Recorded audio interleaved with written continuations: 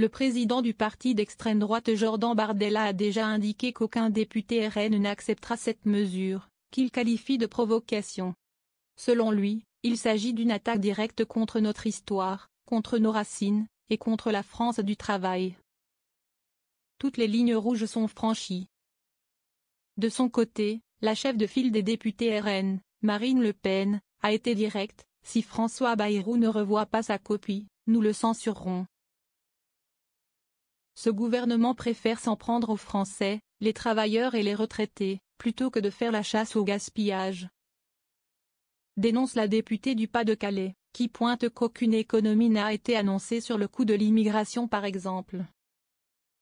Le député RN du Loiret Thomas Ménager a, lui, déjà donné rendez-vous en octobre au gouvernement de François Bayrou, sous-entendant une éventuelle censure au début de l'automne. Est à ce moment que les discussions budgétaires débuteront au Parlement. Son seul plan, c'est de faire payer toujours les mêmes, les Français qui bossent et qui se font déjà matraquer, déplore-t-il. Même son de cloche de la part de Laure Lavalette, porte-parole du groupe RN à l'Assemblée nationale. Stop au carnage. En avant la censure, écrit-elle sur ses réseaux sociaux.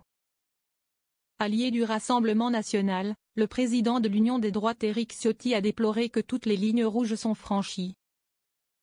Déjà ce matin sur le plateau de BFM TV RMC, le vice-président du RN Sébastien Chenu promettait la censure à François Bayrou s'il veut faire les poches des Français. Si vous demandez des efforts supplémentaires aux Français, quelles que soient les catégories, travailleurs, retraités, jeunes, fonctionnaires, nous dirons non, a-t-il prévenu sur notre antenne. François Bayrou a confirmé ce mardi une année blanche, c'est-à-dire un gel budgétaire.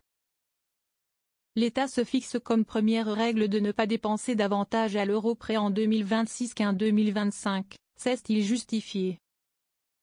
Plus tôt dans la journée, Sébastien Chenu considérait qu'il s'agit d'un impôt déguisé. Cette année blanche touche les plus pauvres, donc c'est une façon tout à fait injuste de commencer ce travail sur le budget, déplorait-il alors. Si le Rassemblement national décide de censurer le gouvernement de François Bayrou, alors leur voix pourrait être décisive pour faire chuter le Premier ministre. Pour amener une censure du gouvernement, il faudrait que l'ensemble de la gauche se prononce aussi en faveur d'un tel vote, comme ce fut le cas en décembre dernier. Cela avait amené Michel Barnier à quitter Matignon en décembre dernier.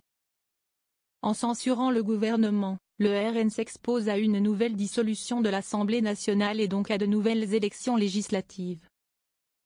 Du fait de sa condamnation, Marine Le Pen ne pourrait pas y participer. Début juillet, elle estimait qu'une dissolution est peu probable compte tenu du très faible bénéfice que le président de la République pourrait en tirer.